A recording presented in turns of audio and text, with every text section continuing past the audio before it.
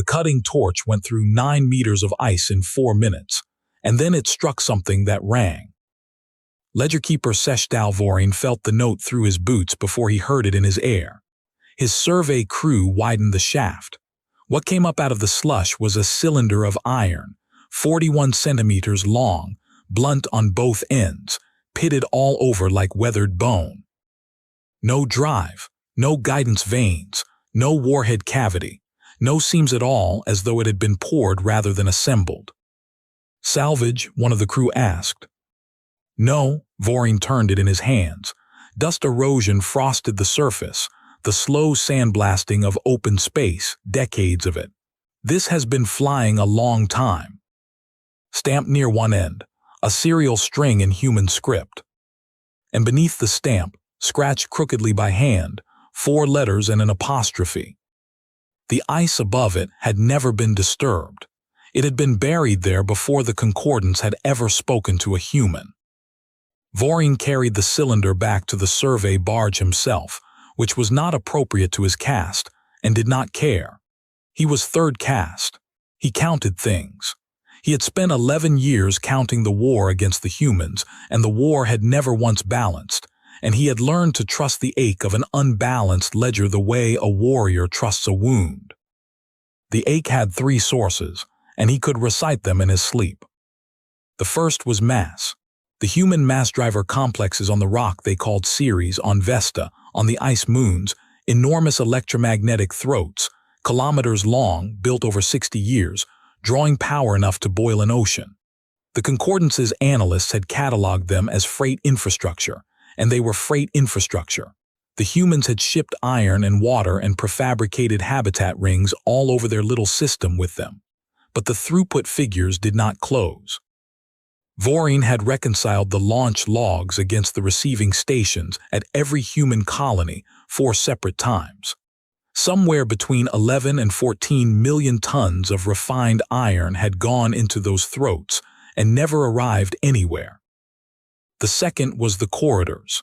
In 11 years of war, the humans had defended their inner worlds with a ferocity that had cost the Concordance 900,000 lives, and had never once fortified their outer approaches, never mined them, never contested them. The Concordance's armadas came in along the same 4 transit lanes every time, because that was where the humans weren't.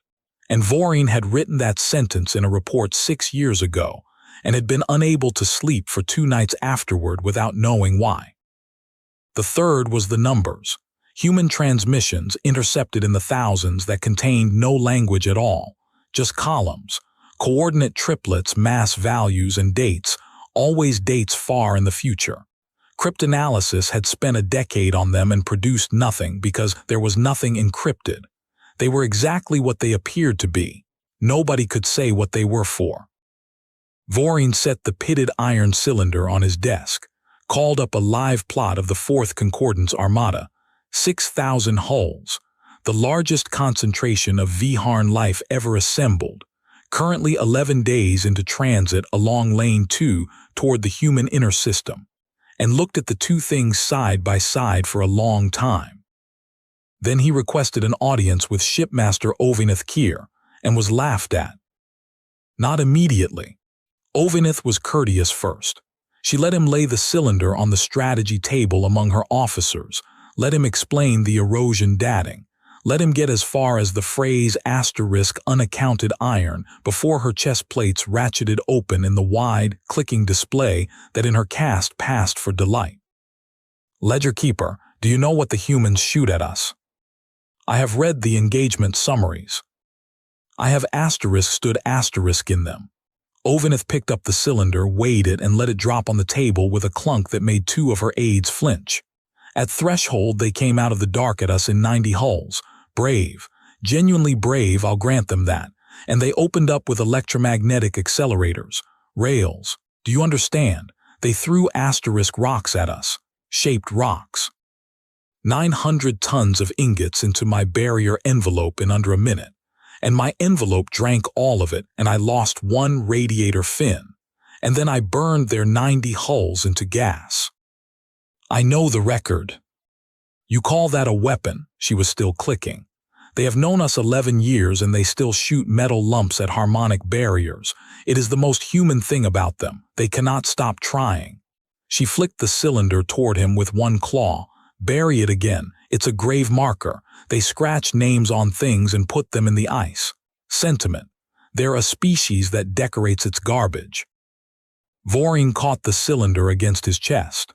The scratched letters are a child's handwriting, he said. Analysis is confident. Motor control consistent with an immature human, approximately 6 years of age. The clicking stopped. Then it's a toy, said Ovineth, and turned back to her plot.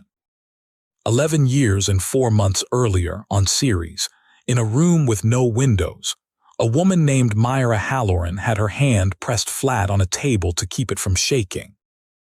The tremor was new. 29 days old, in fact, dating precisely from the night the Concordant survey drones had lit up Neptune's orbital ring and left 11,000 people as a debris field. She had watched the ring die on a 9-minute delay while eating a cheese sandwich, and her hand had not been reliable since. Left hand's worse, said Hoyt without looking up. He was 81 and had run the anvil table before her, and he was going to die at this table, and both of them knew it. Don't hide it. Trajectory work with a tremor is fine. Trajectory work with a secret asterisk tremor is how you drop a decimal. Read it back to me, Myra said. I've read it back 4 times. Read it back. Hoyt sighed and read it back. The anvil table was not a weapons program. It had been a civil engineering office for 50 years. The people who calculated where to throw iron so that it arrived, in 8 or 12 or 20 years, at the exact point in space where somebody wanted to build something. Slow freight. Unpowered, unlit, uninsured billets of refined iron, 40 tons each, thrown at 3/100ths of the speed of light and caught 2 decades later by tugs at Titan or the Kuiper yards. It was the cheapest way to move mass ever devised, and it required only 2 things: enormous patience and being absolutely certain about where a thing would be long before it got there. Hoyt had shown her the file on her first day. A survey ship, non-human, 43 years old, killed in the outer dark by a mining charge before it could transmit anything home. Its astrogation core recovered intact. You'll want to know why we never told anyone, he'd said. Because we were scared. Because we read their charts. He'd pulled up the reconstruction, a lane, a braided highway through the local stars, marked with waypoints going back 9,000 years. They don't have a homeworld, Myra. They are the fleet. They have moved along this same road for 90 centuries because their drives need the dust density and their politics need the order of march, and they have never had a reason to change, because nothing in 9,000 years has ever been able to hit something moving that fast. He'd let the plot rotate. We can't hit something moving that fast either, but we can put something where it is going to be, and we can start now. Start what? The freight run, Hoyt had said. That arrives in 50 years. So they had thrown iron. For 4 decades before the Concordants ever knew humanity existed, the mass drivers of Ceres and Vesta and Iapetus had run their ordinary civil schedules, and folded into those schedules 1 launch in every 19. Buried in the manifests as ballast, deadhead-tolerant stock, went billets that no tug would ever catch. Cold, dark, silent, unaccelerating iron, thrown into the future along a road 9,000 years old. Myra had inherited the table at 34. She had inherited with it the arithmetic of a species that had decided to fight a war before it was invited to one. And on the day the Neptune ring died, the war stopped being arithmetic. They'll come inward, Hoyt said. Fast, now that they've tasted it. They'll come along lane 2 or lane 4. Then we make them come along lane 2. Myra's hand was flat on the table and it was still shaking, and she let it. Everything's already in flight, 940 of them, 11 years out, most of it. If they change lanes, we've thrown 40 years of iron into empty space, and I'll have to explain that to whoever's left. She looked up. So they don't get to change lanes. Hoyt's face did something complicated. You know what that means. That It means they have to keep winning, said Myra. Vorin dated the cylinder 4 more times, using 4 different erosion models, and every model gave him the same answer, and the answer was insane. 47 years in flight, which meant it had been launched 4 years before the Concordance's first contact with humanity and 36 years before the war. He sat with that for a full shift. Then he did what ledger keepers do, which is to stop asking what a number means and start asking what else it touches. The cylinder had been found on the 4th moon of the human outer system, embedded in ice, on a trajectory consistent with a gravitational capture out of the deep dark. It had been traveling inward and galactic north when the moon caught it. Vorin ran the vector backward. It did not originate anywhere in the human system. It had been thrown outward decades ago and had come back around. A miss, something enormous had been aimed 47 years ago, and this piece of it had missed. Aimed at what? He said aloud, to an empty office, and then he pulled the Concordance's own migration charts and laid the recovered vector across them, and the ache in his ledger became a sound in his ears. It was 3 days later that a raid on the human colony at Tethys Yard produced a data core, and Vorin, 3rd caste, unimportant, tolerated, was permitted to examine it because nobody else wanted to. The core was full of the numbers, coordinate triplets, mass values, dates, but this copy had something the intercepts had never had, a maintenance log. Human engineers checking their arithmetic, signing their initials, leaving the small human residue of a job done over and over across many years. The oldest entry in the log was dated 51 years ago. The most recent was dated 11 years ago, and it contained a note in plain language, and the note said, Solution 118 locked. Lane 2, Gate 9.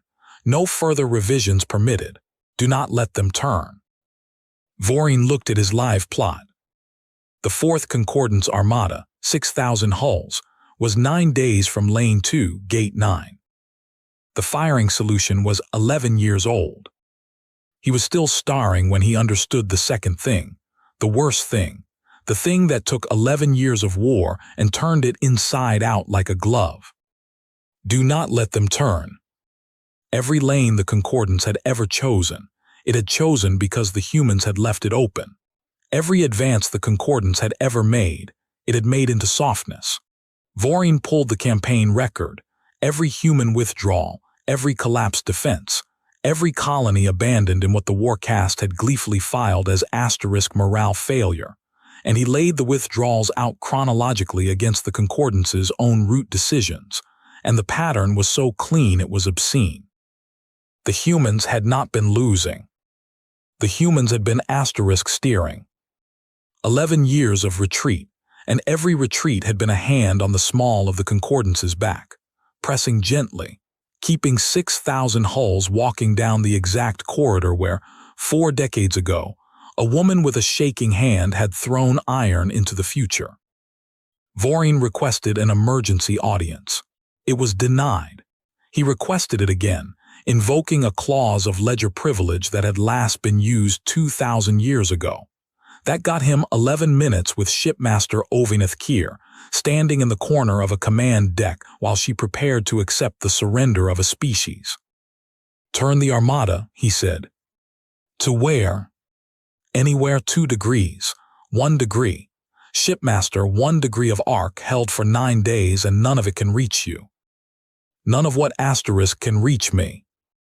And that was the moment Vorin understood the shape of the trap completely, because he opened his mouth to answer and found there was no word in the Viharn language for what was coming. Not a weapon, not a fleet, not a strike.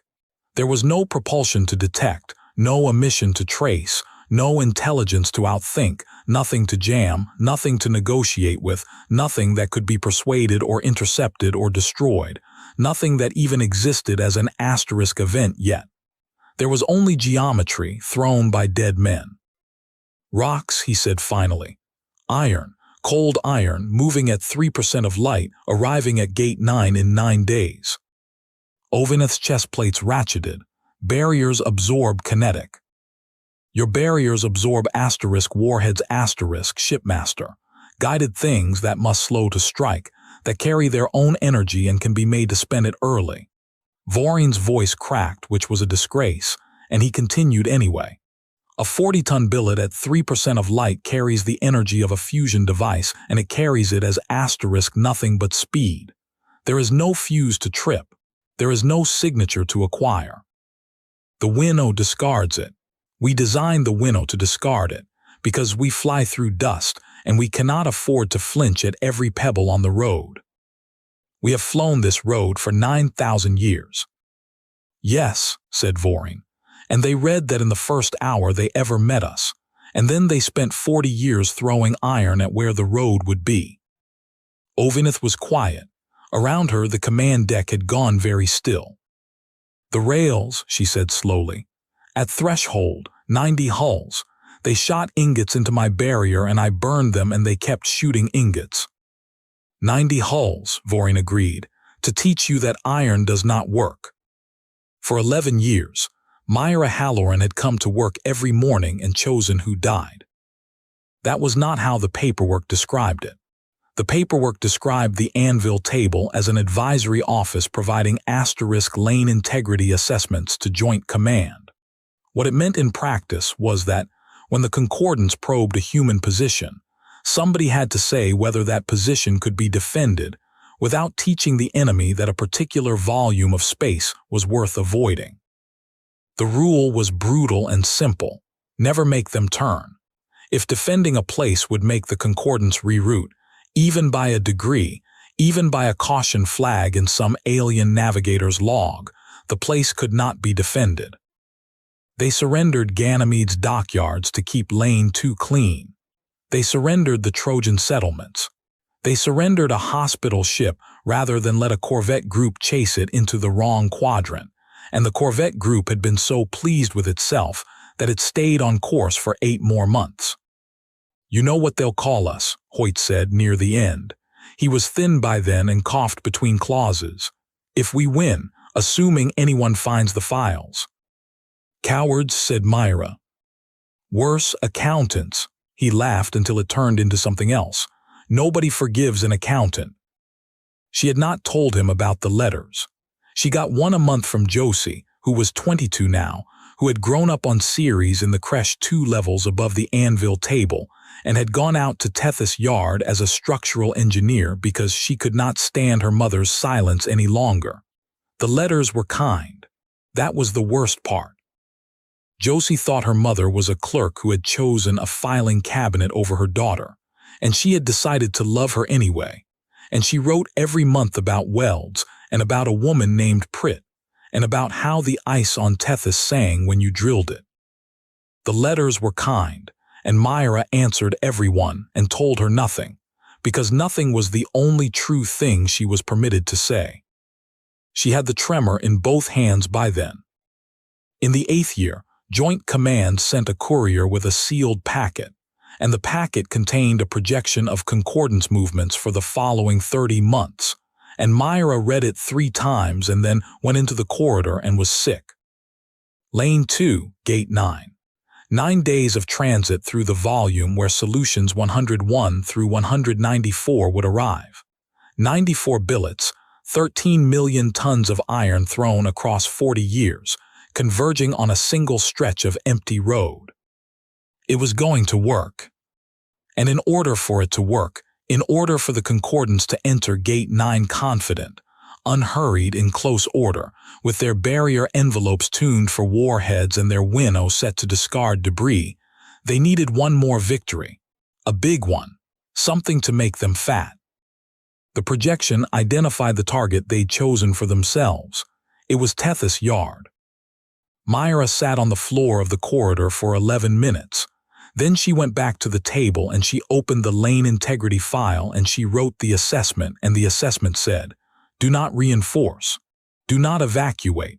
Evacuation signature would flag the volume." She signed it with her own name, because Hoyt was dead and there was nobody else. Then she wrote her daughter a letter about the weather, which on Ceres is a joke, and there is no weather, and Josie had always found that funny. The Concordance took Tethys Yard 11 months later. It took them 4 hours. They filed it as a morale victory, and they did not turn. Vorin was on the flag bridge when the 4th Armada entered Gate 9, because Ovineth had ordered him there, which was either respect or hostage-keeping. She had turned, not 2 degrees, 11 minutes of arc across 9 days, which was the most her caste council would authorize for the word of a 3rd caste ledgerkeeper holding a rusty toy. 6,000 hulls shifted the width of a fingernail held at arm's length. "You should be pleased," she told him. "You moved a civilization." "I moved it 11 minutes of arc." "Then pray your dead humans were sloppy." They were not sloppy. Myra Halloran had spent 4 decades of her life, and all of her family being * not sloppy. At 411 Fleet Standard, the leading formation of the 4th Armada, 900 hulls in tight parade order, barriers nested, the Winnow calmly discarding 4,000 pieces of unaccelerating debris per second as it had done for 9,000 years, crossed a plane in empty space. The sensor net did not record an attack. There was nothing to record. No emission, no launch, no approach, no closing vector, no target lock, no warning. What the net recorded was a subtraction. 900 hulls, and then a flare of white on the tactical plot that the display software rounded to * unclassified thermal event, and then no hulls at all. Not wreckage, not debris fields. Iron at 3% of light does not create wreckage. It creates plasma and a cone of vapor moving away from the point of contact faster than any survivor could fall out of it. Ships that had existed for 600 years cease to be objects in less time than it takes a Vharn heart to close. The 2nd formation flew into the vapor of the 1st at cruise velocity and became vapor. The plot stopped updating. The bridge made no sound. Vorin watched a 9,000-year-old order of march unspool along the road it had always taken, one formation into the next, subtraction after subtraction after subtraction, and the only human artifact anywhere in the volume was iron thrown by people who had all been dead for years. Then it stopped. Because of 11 minutes of arc, it stopped. 4,100 hulls remained. 1,900 were gone. Ovineth Kier stood at the rail of her command deck with her chest plates locked shut and said, in a voice Vorin would hear in his sleep for the rest of his life, "Where did they shoot from?" "Nowhere, shipmaster," he was shaking. "Everywhere 40 years ago." "Find their fleet." "There is no fleet." "Then find the * gun." "The gun is a freight terminal on a rock they call Ceres," Vorin said. "And it has been shooting at us since before we knew their star had planets, and destroying it will accomplish nothing, because everything it ever fired at us left already." Ovineth turned. In 11 years of war, Vorin had never seen a 1st caste face do what hers did then. "How many more?" she said. That was the question that ended the Concordance, and Vorin did not have the answer yet, and when he found it 8 days later in the Tethys core, he sat alone in a locked compartment for 2 hours before he could bring himself to transmit it. Solutions 101 through 194 had been the Gate 9 cluster, 94 billets, spent. There were 846 other solutions in the file. They were not aimed at the human system. They were not aimed at any battlefield. Vorin plotted them and they lay along the grain, the braided road, the 9,000-year highway, the great migration lane down which the Vharn Concordance had moved its nurseries and its archives, and its entire ambulatory civilization, since before the humans had learned to smelt copper. Waypoint after waypoint, gate after gate, arrival dates spread across the next 31 years, some of them aimed at volumes so far up the road that the concordation wouldn't reach them for a generation. The humans had not built a weapon to win a war. They had built a schedule. And there was nothing to be done about any of it because every single one of those 846 objects was already in flight, cold and dark and silent, unpowered and unguided and unstoppable, thrown by hands that were already dust. You could not shoot them down. You could not find them. You could not deter them because there was nobody left to deter. You could not surrender to them. You could not even hate them properly. You could only leave the road. 9,000 years of order of march, and the Viharn Concordance would have to abandon it. All of it. Every waypoint and dust lane and ancestral gate, and scatter into unmapped dark where their drives ran poorly and their politics had no shape. Because somewhere out in the black, 400 and something pieces of iron with dead men's arithmetic behind them were still coming. They had won the war in a sense. They had lost the road. Vorin transmitted the report. Then he took the pitted cylinder out of its case and turned it over and read the child's scratches again, and he began, very slowly, to be afraid of something that had nothing to do with iron. Because a species that could throw a rock 40 years to hit an enemy it had not yet met had to be able to do something much harder first. It had to be able to lose on purpose for 11 years in front of its own children. The Concordance sent an envoy to Ceres because it had nothing else left to send. They sent Vorin, third caste, ledger keeper, because the war caste could not bear two and because he had asked. He came down alone in an unarmed shuttle onto a rock that could have been evacuated and had not been, into a freight terminal that could have been fortified and had not been, and he walked 1,100 meters of cold corridor past mass driver throats the size of rivers, and nobody stopped him, and nobody was there. He found the anvil table on the 4th level down, in a room with no windows. There were no computers. That was the first thing that broke him. He had expected a war room, a machine, an oracle. There were 4 wooden tables pushed together and there were index cards, thousands of them, in wooden drawers, in handwriting, ordered by arrival date. And there was a chalkboard covered in ephemerides. And there was one old woman in a gray wool cardigan with a blanket over her knees. Her hands shook, both of them badly, continuously, resting on the table like something she had stopped apologizing for a long time ago. "You're smaller than I expected," she said. "You are alone. I'm what's left." She gestured at a chair with her chin because lifting her arm was work. "Sit down. You've come a long way and you're going to want to sit for this." Vorin sat. He set the iron cylinder on the table between them. Myra Halloran looked at it for 4 full seconds, and then something moved across her face that he had no training to read and understood completely anyway. "Where?" she said. "Ice, a moon of your outer system, it missed. Number 6. 6. 6th one we ever threw, 51 years ago. Bad billet, we miscast it. There was a void in the iron. It came out of the throat tumbling." She reached out and put one shaking hand flat on it, the way she had once put her hand flat on a table to keep from shaking.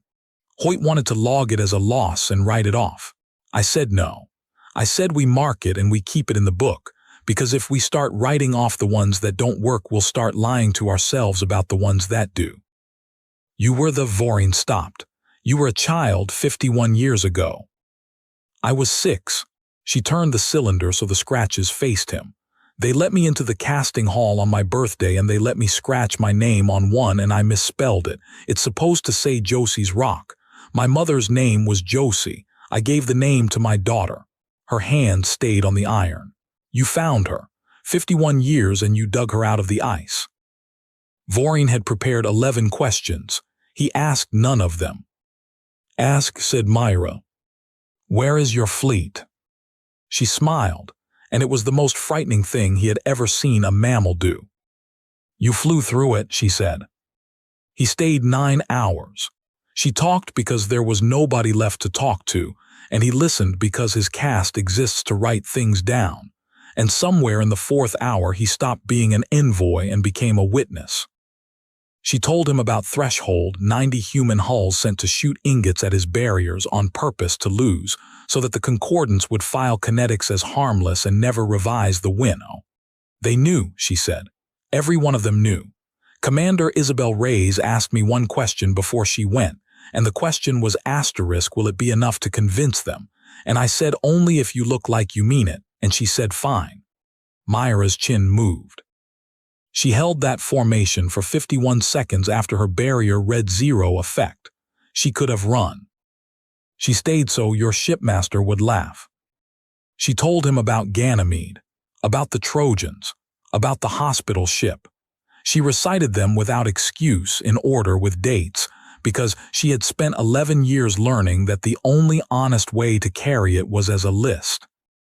And in the 7th hour she opened the drawer of index cards labeled with a year 11 years past, and pulled one out, and slid it across the table, and Voreen read a firing solution in a shaking hand, and beneath it in the same hand, a line of plain language that was not arithmetic at all.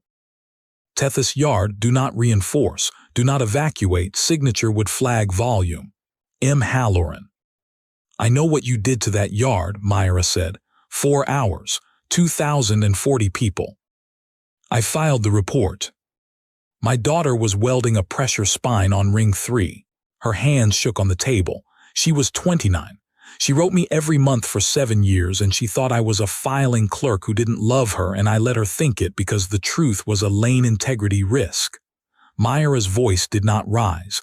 That was the terrible part. I signed the card. Nobody made me. I could have flagged the yard and command would have listened, and you would have turned 3 degrees north, and 40 years of iron would have gone into empty space forever, and I would have had a daughter. Voreen said nothing, because there was nothing.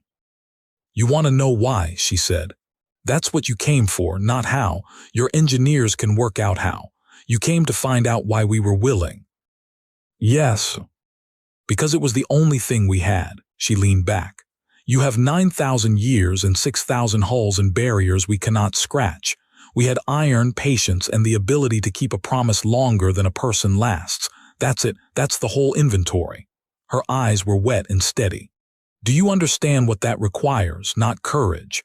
Courage is 4 hours long. This needed 40 years.